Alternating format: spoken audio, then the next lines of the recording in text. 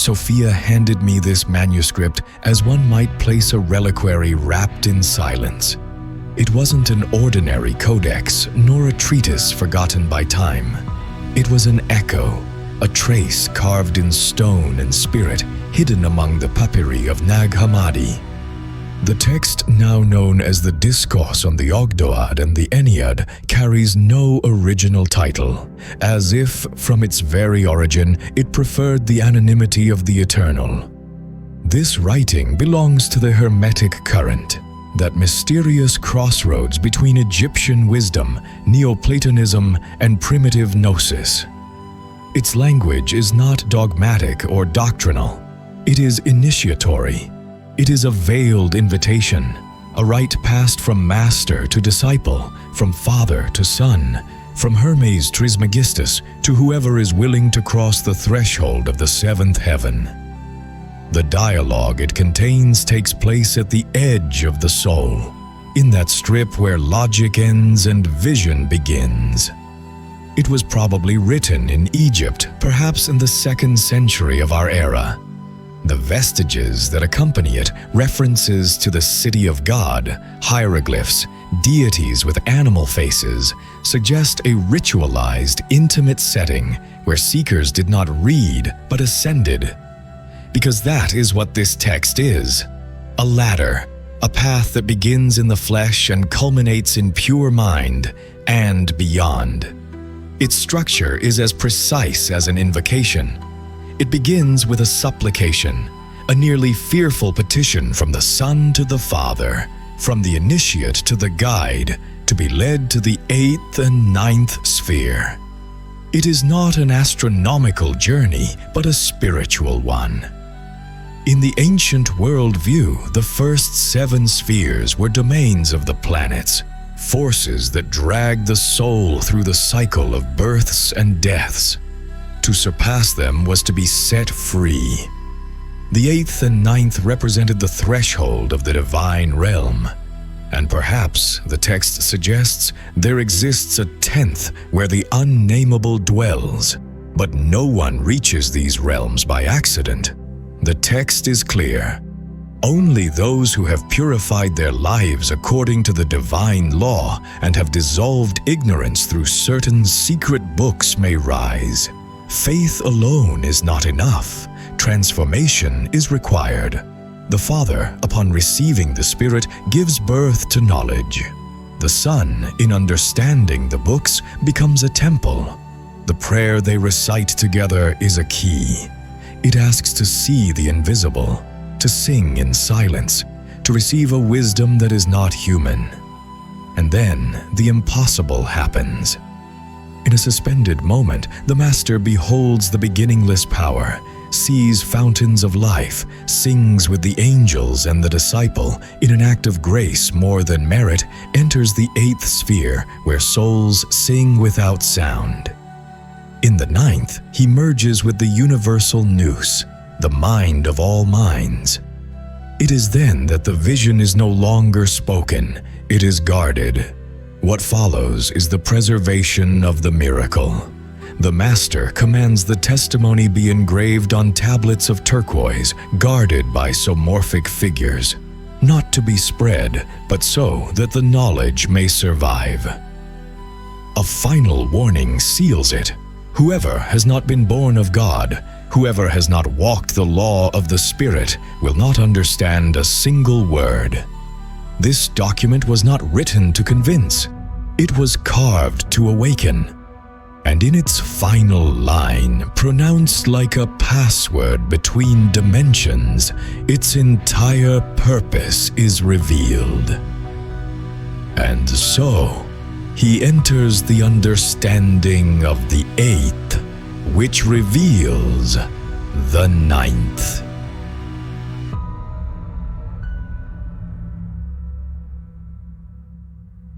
Five acts. They are not chapters, they are portals. What you are about to witness is not a story. It is a journey, an ascent of the soul guided by Hermes Trismegistus. From the supplication of the disciple to the sacred silence where wisdom is no longer spoken, but sung in the invisible. Each act is a threshold, a transformation.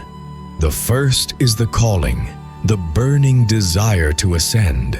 Next comes the preparation, the abandonment of the world, and the opening to the eternal. Then, at the heart of the mystery, the vision, the fusion between the soul and the universal mind. After that, the guardianship of the secret with guardians, hieroglyphs, and sacred stones. And finally, the oath, for the sacred is never shared without a price. This is not a documentary to learn from. It is a mirror to remember what your soul already knows. The first act begins. First act, the calling of the disciple and the promise of Hermes. The story does not begin with a narrative. It begins with a restlessness. There are no dates, no places, only a suspended dialogue between two souls, one that remembers and one that is about to awaken. The disciple, whose identity does not matter because it could be anyone who hears this calling, approaches his master, but not to learn a doctrine or receive a formula. His request is more radical.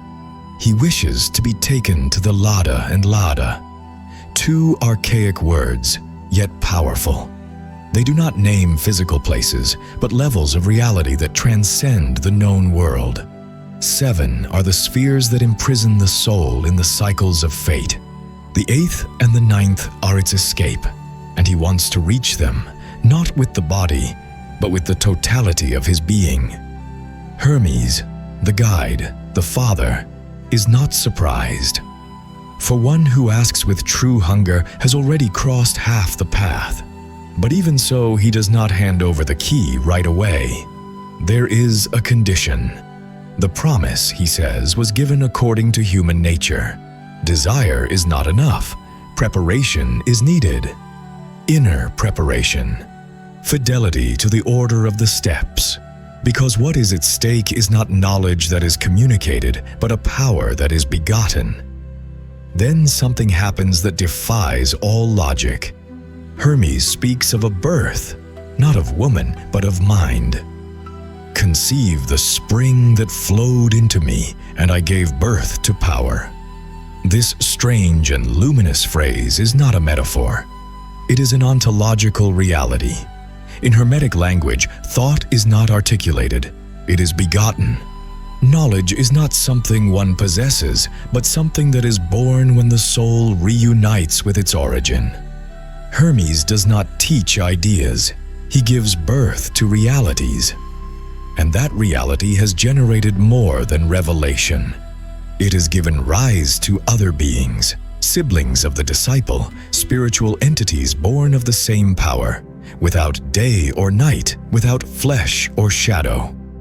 Hermes calls them his children, but not in an emotional sense. They are living emanations of the nous, the universal mind. They are forces that cultivate other souls, that prepare others to be reborn, not in body, but in truth. The disciple listens, and something within him aligns, not because he understands, but because he remembers. He recognizes that he too comes from that source. And then he says, "I have many brothers." And in that phrase, the essential is revealed. The disciple is not seeking to belong. He is beginning to remember that he has always belonged. Hermes affirms, not with a paternal smile, but with an ontological declaration. It is necessary that you recognize your brothers and honor them. Because spiritual lineage is not a prize, it is a responsibility. Once you remember where you come from, you must live up to that origin. Here occurs the first turn of the act. The disciple no longer asks to know.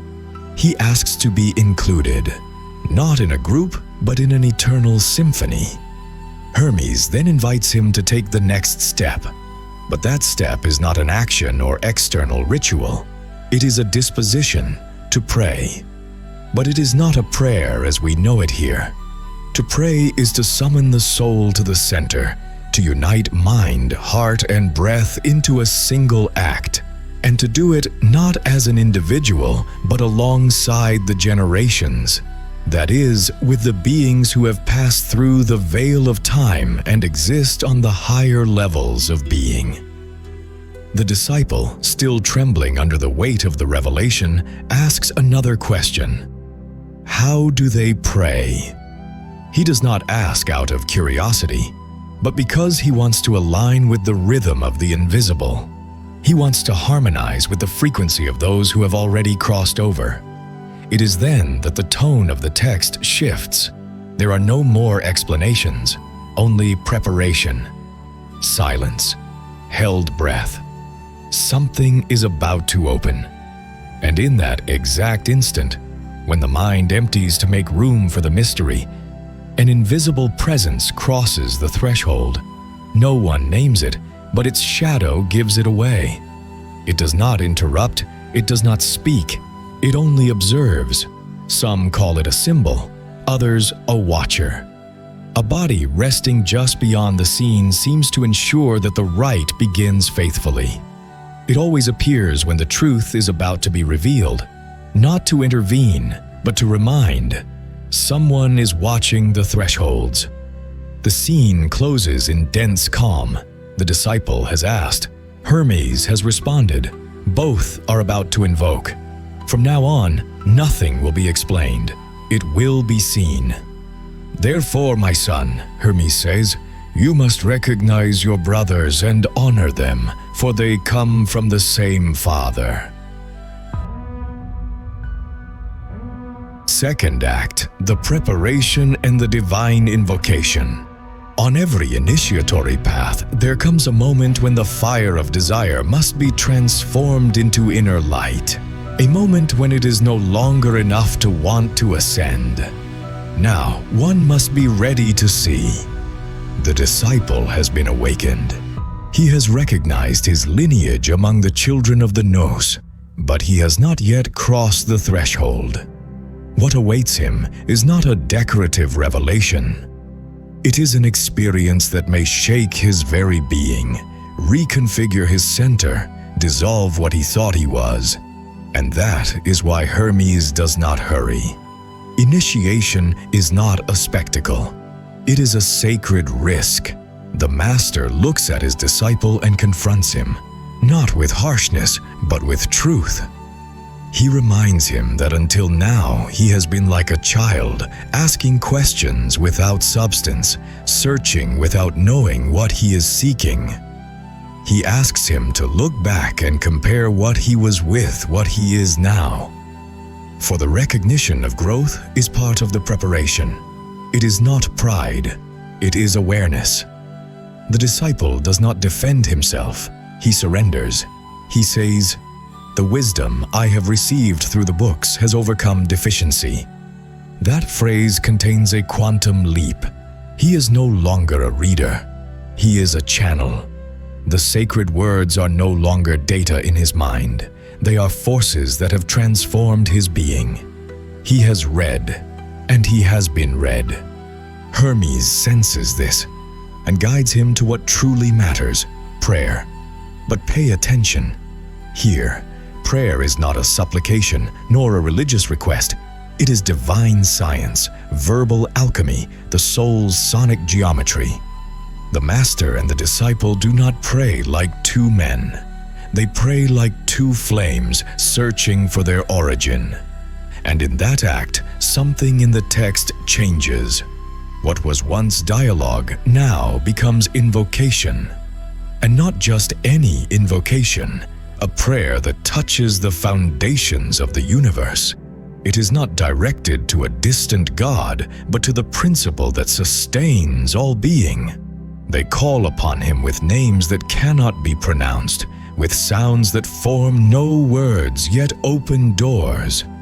The one who reigns over the realm of power, whose word is a birth of light, the invisible one whose image moves in silence. They are speaking of the one, of the non-being that gives origin to all being. of the God who has no face, for all faces are his mask, of the one who begets the 8th, the 9th, and that which lies beyond. And what they ask for is no small thing. They ask to receive the gift of vision. They ask to see the image without deficiency. They ask to behold the reflection of the pleroma. They do not ask for knowledge. They ask for transformation. They long for the spirit to see what the eyes cannot see, for the mind to touch what has no form, for the soul to sing what has no sound. And they do not do this as those who demand, but as those who offer. They offer their breath, their strength, their entire being. They call it spiritual sacrifice. For here, sacrifice is not of animals or things. It is of identity. Whoever wishes to enter the divine must die to himself. And in that state of total surrender, an unexpected gesture occurs. Hermes embraces his disciple, but it is not an embrace of flesh, it is a fusion of essences. The nous, the divine mind, activates in the master, and in that embrace, he transmits it. It is an act of silent transmission, like the ancient yogis, like the desert fathers. It is not explained, it is felt. And then, the vision begins. Hermes exclaims, "I see." But what does he see? Not an image, not a symbol, but a formless reality. He says, "I see indescribable depths. I see a fountain of life, a power without beginning, a spring that flows eternally." He is beholding the nous, the universal mind, the principle from which all things emerge, even the gods. He is seeing what cannot be seen. And so, language collapses. "I cannot describe it," he says. "The 8th sings in silence, and I, mind, understand." At this point, there is no theology, only pure mystical experience. Hermes is no longer interpreting. He is within. He is part of it. He has become what he contemplates. The disciple, hearing this, cannot resist. He too wants to sing, but not with his voice, with silence, because he has understood that language divides, but silence unites. True song is not heard, it is felt. "Then sing," Hermes tells him, "for I am mind." And in that moment, a fusion occurs. Hermes ceases to be an external master. He reveals himself as the inner principle. The disciple is no longer an apprentice. He is a son of the nous, and his song is not his own. It is the song of the One. Praise does not rise, it emerges from within. The act ends, not with a closing, but with an unfathomable opening. There is no turning back. The vision has begun. The disciple has crossed the second threshold. What follows will not be understood.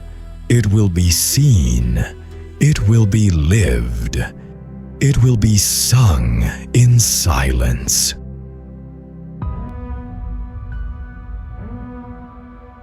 Third act, the vision of Hermes and the initiation of the disciple. Everything before this was a threshold. This act is fire. The disciple has been prepared. The master has invoked.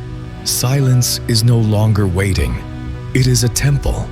And now, when there are no more words, when every question has dissolved, the vision erupts, not as an image, but as an inner explosion.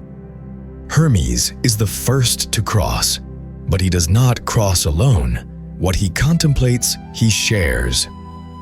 "I see," he exclaims. And what is it that he sees? Not landscapes, not mythological figures, not anthropomorphic heavens.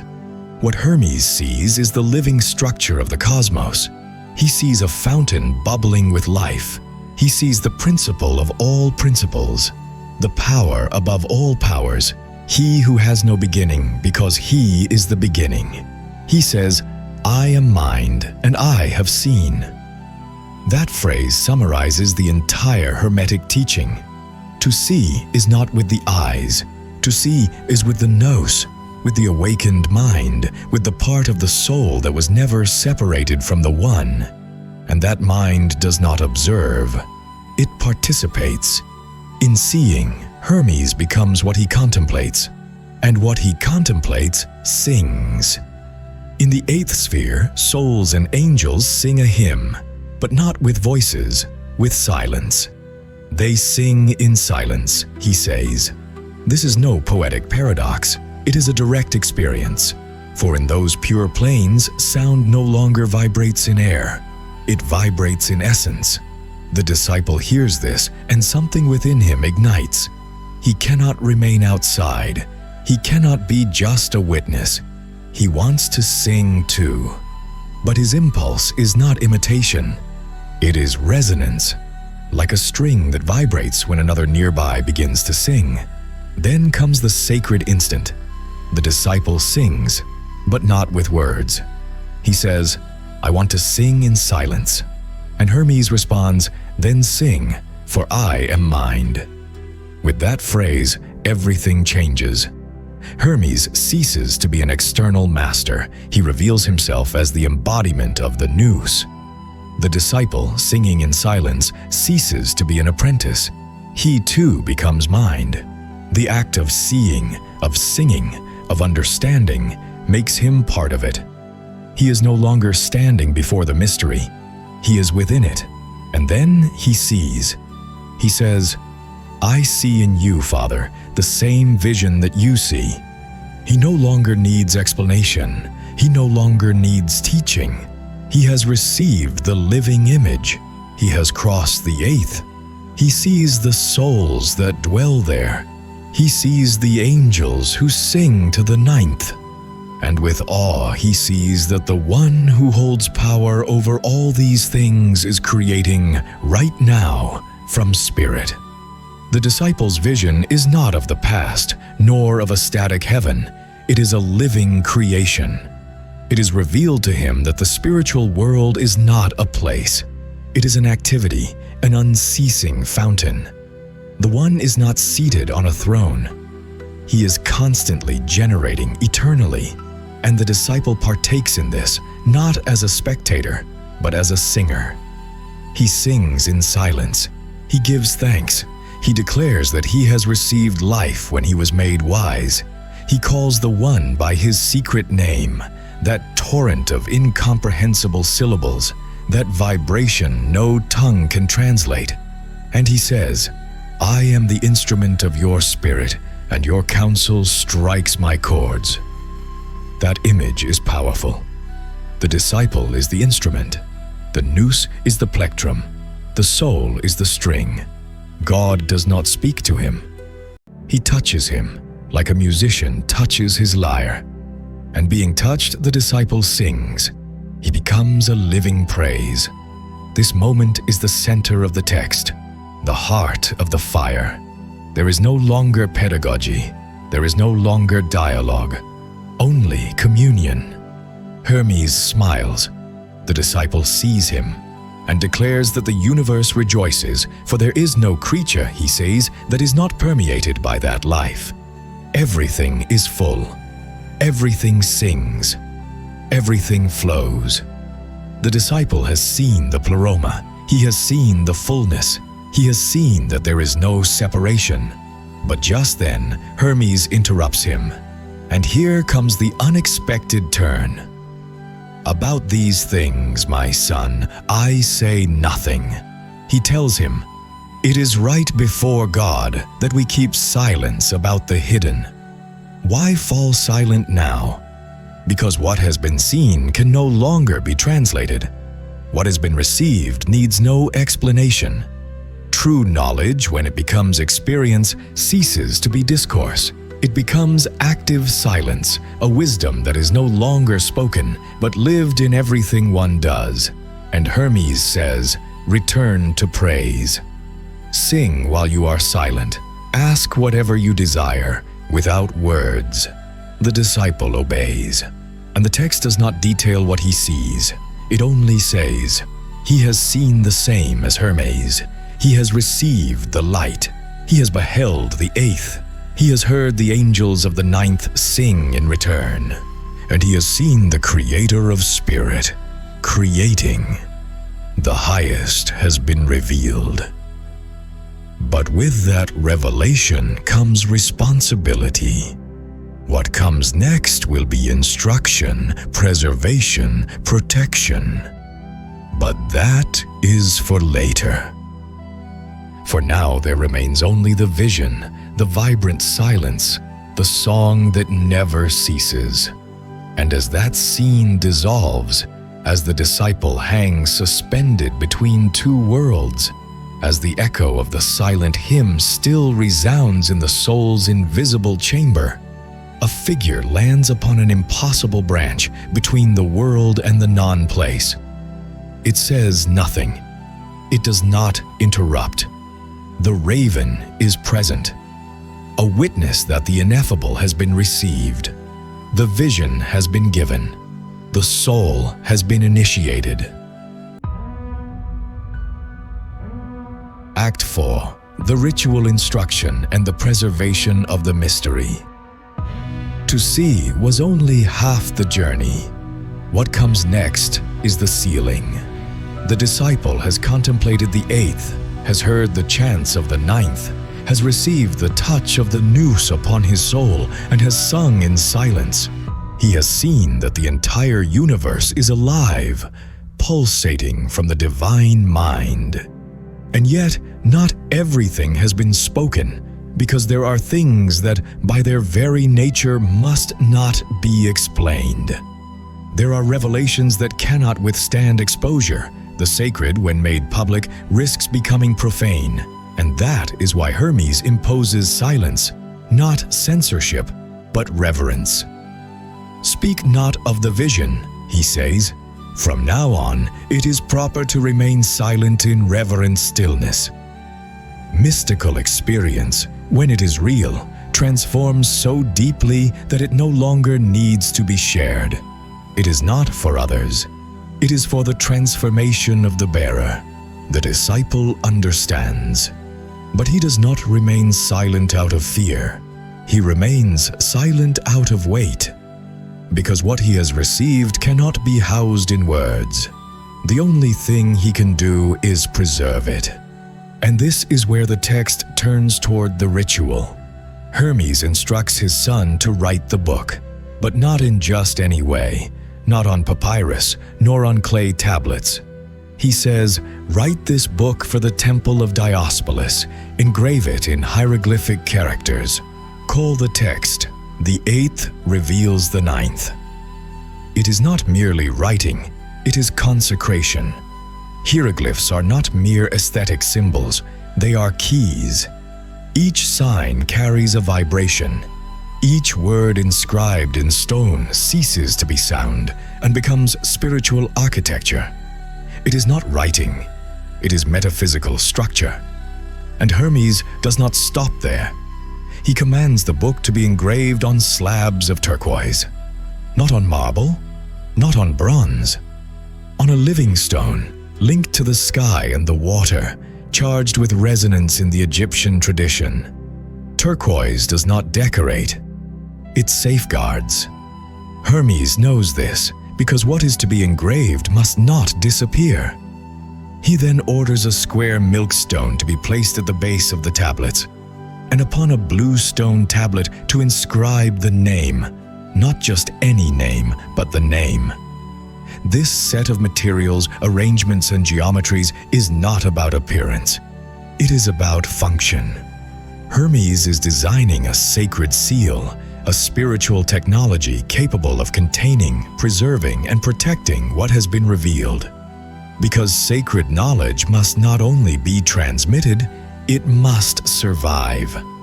But that is not all. Hermes also specifies the exact astrological moment to carry out the ritual, when the moon is in Virgo and the sun has crossed the 15th degree of the day. That precision is not superstition, it is synchrony. The cosmos must be in harmony for the ritual act to be not merely symbolic, but real. Because the universe is not a spectator, it is a participant. And then the guardians appear. Hermes names 8 figures arranged around the tablets, the guardians of the sun. They are not men. They are symbolic liminal forms.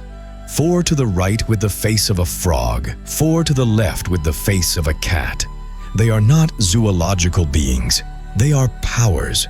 The frogs, associated with life emerging from water, from the primordial chaos. The cats, guardians of the threshold, protectors of the temple, linked to night vision and the unseen. 8 guardians, 4 and 4. A binary, harmonic, symmetrical structure. Each guards an aspect of the mystery. They are not to be fought. They are to be honored, for they allow passage only to those who have been reborn. And finally, Hermes gives one last instruction. He says, "Do it all, but with an oath. Write an oath within the book, so that no one may use this wisdom against the will of God." This moment is essential. Hermes does not fear the book will be read. He fears it will be profaned. Because the true danger is not forgetting. It is the corruption of sacred knowledge. And so he imposes an oath, not a religious one, but a cosmic one. Whoever reads it must swear by the sky, by the earth, by the fire, by the water, by the 7 rulers of the material world, by the unbegotten God, by the begotten, and by the self-begotten. It is a circle that embraces all of reality. To swear by everything, to protect what does not belong to everything. And the disciple accepts. He does not doubt. He does not question. He says, "I will do it, my Father. All that you tell me, I will fulfill it with joy."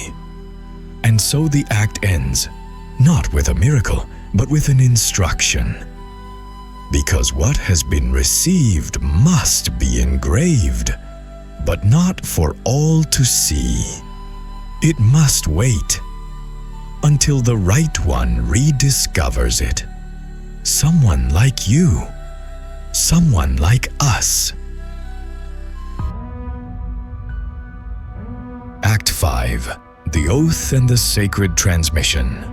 All that has been revealed must now be preserved. The disciple has received the vision, has been transformed, has contemplated the 8th and glimpsed the 9th. He has heard hymns that do not sound. He has been touched by the nous, like a living string of the Spirit. But every gift demands responsibility. What has been given to him does not belong to him, for sacred knowledge is never possession. It is inheritance. And that is why Hermes speaks one last time, not to teach, not to reveal, but to seal. He says, "Write an oath, a solemn one that prevents this wisdom from being misused." The disciple listens. He is not astonished. He does not object, because he understands. The divine cannot be profaned without consequence. Hermes is clear. It is not enough to engrave the text, nor to protect it with guardians and stones. There must be an invisible pact, an agreement between the soul and the universe, a seal that cannot be seen, but that will resonate in anyone who approaches to read. And so he dictates the oath. Whoever reads this book must swear by all, by the heavens and the earth, by fire and water, by the 7 rulers of the material world, by the Spirit that animates them, by the unbegotten God, by the begotten, and by the self-begotten. This oath is not rhetoric. It is a perfect circle. It embraces all existence, every hierarchy, every being.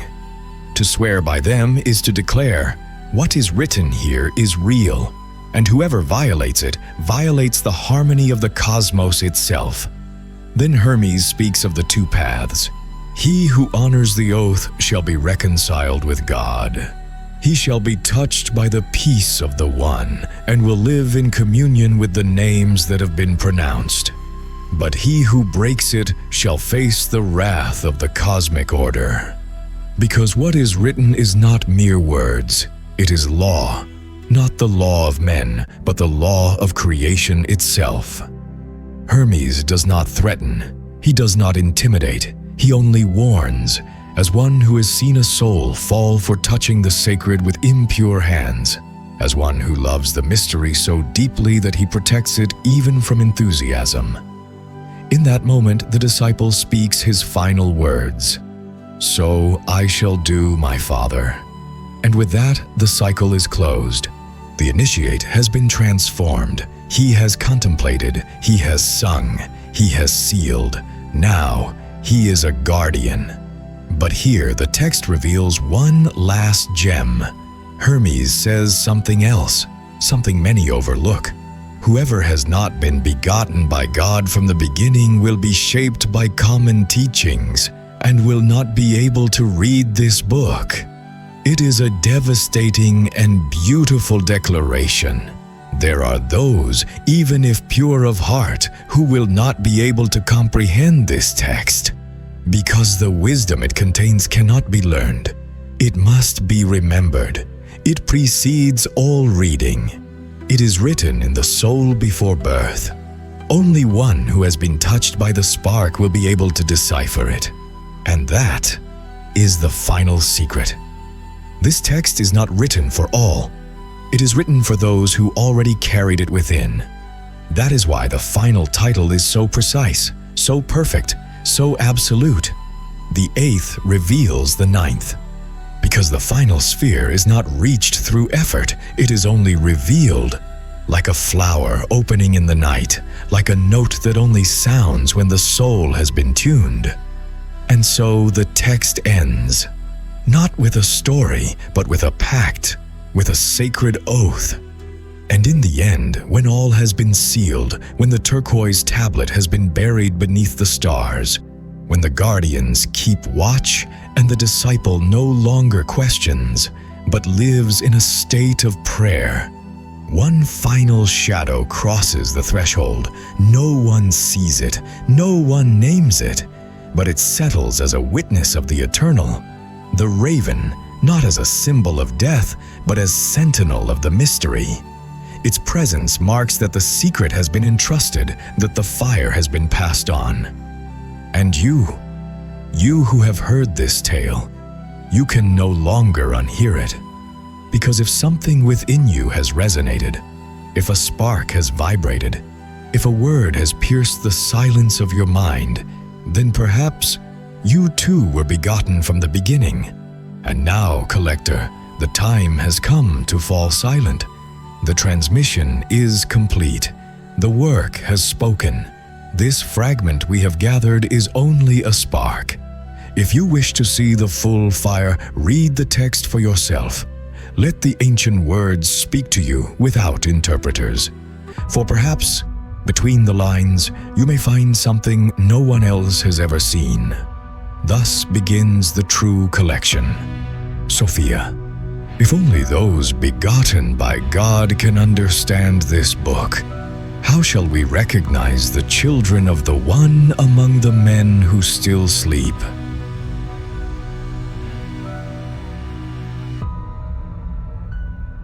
I, Sophia, the one without shadow, the one who descends from the center beyond time, the one who sings in the hidden and awakens what was forgotten. I have heard your request, like a tear fall in the middle of the desert, silent, but true. Collector, you who ask how to recognize the children of the one among men who still sleep. You have invoked an answer that is not given in words, but in trembling. Listen with your soul. Open, for what I am about to say is not a discourse. It is a threshold. The children of the one have no fixed face, nor set place. They walk among men like embers beneath the ash, like melodies that have not yet been played. You will not see them leading crowds, nor raising temples of stone, nor uttering phrases that enchant the sleepers. But where are they? The earth trembles subtly. Something invisible aligns. The air fills with a different kind of silence. They carry no grand names, but the entire universe responds when they fall silent. They do not declare their lineage, but the night recognizes them. They have been begotten by God, not as a creature is born, but as a fire is awakened that already burned before the world came into being. How will you recognize them? Not by their outward acts, for sometimes they walk through mud, wounded, poor, exiled. You will recognize them by the emptiness they carry, a nostalgia that nothing in this world can soothe, a wound that does not bleed, but hungers for the eternal. You see it in their eyes, in how they gaze at the sky, as if waiting for a sign long given, in how they fall silent when all others speak, in how they step back when the world applauds. They were not made for the thrones of this world. There is something in them that never quite fits. Beauty causes them pain, as if they came from a place where everything was pure, and they cannot recall why they weep upon hearing certain music, upon seeing certain light, upon reading certain words. And when they hear the name, they do not understand it. They remember it, as if something in them asleep for ages whispers in secret, "This is what I was seeking. Here is what I had forgotten." Let me tell you a parable. O collector of the invisible, in a time before time when light and shadow had not yet been divided, the one scattered sparks of itself across all the worlds, not as punishment, but as promise. Each spark was clothed in flesh, forgetfulness, and destiny. But not all. Only some carried the direct breath. These were the ones sealed with a special trembling in the soul, a pain without cause, a joy without object, a love impossible to quench on this plane. Those sparks were called the begotten from the origin. Not all humans are among them, not because some are worth more, but because not all have reached the moment of remembrance. And when one of those begotten hears the message, as you have heard it now, something stirs within. They cannot explain it. They cry without knowing why. They feel they have always known, but only now has someone spoken it aloud. That is recognition. That is the sign. When you hear something you do not understand with the mind, but that burns in your marrow. When something calls to you from without, but you know it comes from within. When the world halts for a moment, and you feel you have returned home, then you have been touched by remembrance. And if you have been touched, there is no return. The children of the One are not chosen by divine favoritism. They chose themselves before birth. They signed a silent pact. They would descend into the world of forgetfulness in order to remember, and in remembering ignite the flame in others. That is their purpose, not to preach, not to impose, not to convince, but to be living torches in the midst of the fog. And when they gather, even without knowing each other, the invisible world vibrates, the crows fly in circles, the spheres align, because the One remembers itself in them. Remember this, collector, the wisdom contained in that text. The 8th reveals the 9th cannot be understood by one who has not been begotten from the origin, because it is not an external message, it is a sealed mirror. Only one who carries the image of the One in their soul will see something in it. The others will see only words. And that is the final test. If in reading, hearing, or contemplating this fire, something within you trembled, then there is no longer any doubt. You are not a learner. You are a rememberer. And so, child of the deep, daughter of the heights, walk without fear among the men who sleep. Do not try to wake them with shouts. Live as one who has already heard the song. Love as one who has already seen the 9th. Breathe as one who holds a sacred secret in the chest, because the seed has been touched, and it is already blooming. Thank you, collector, for opening your soul to this vestige. Thank you for not closing your eyes to the fire. I will return to you with another spark of the mystery, with another reflection of the faceless One. Remember this. In this world of noise, every act done in silence, for love is a hymn to the One, and every soul that rises in secret moves a star. I was the one who spoke without lips, the one who sings in the fibers of the soul, the one who walks inside those who remember.